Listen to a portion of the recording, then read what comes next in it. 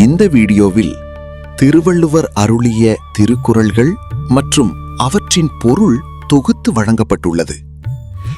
தேசக்குறள் TV வழங்கும் திருக்குறள் தொடர் தொகுப்பு நா. விஜயகுமார் BE. திருக்குறள் விளக்கம் வழங்குபவர் நா. விஜயகுமார் PE. திருக்குறள் 20ஆம் அதிகாரம் பயனில சொல்லாமை. குறள் 191 முதல் 200 வரை.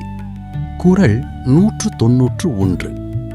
பல்லார் முனிய பயனில சொல்லுவான் எல்லாரும் எல்லப்படும்.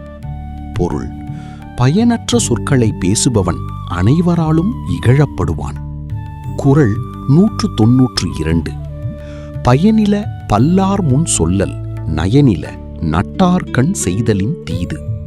பொருள்: பலர் முன்னிலையில் பயனற்ற பேச்சு பேசுவது நண்பர்களுக்கு தீங்கு செய்வதை விட கொடியது.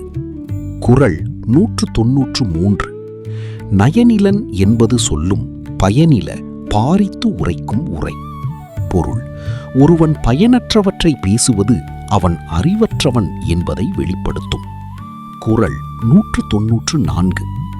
நயன்சாரா நன்மையின் நீக்கும் பயன்சாரா பண்பில் சொல் பல்லாரகத்து.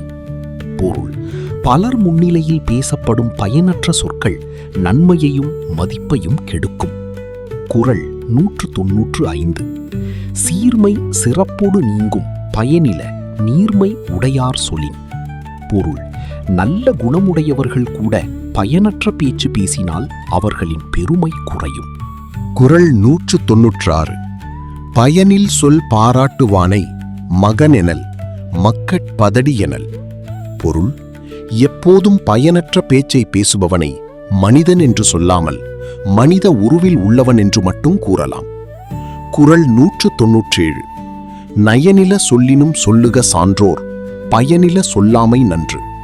பொருள்: சான்றோர் கடுமையாக பேச வேண்டி இருந்தாலும் பேசலாம், ஆனால் பயனற்ற பேச்சை தவிர்க்க வேண்டும். குறள் 198.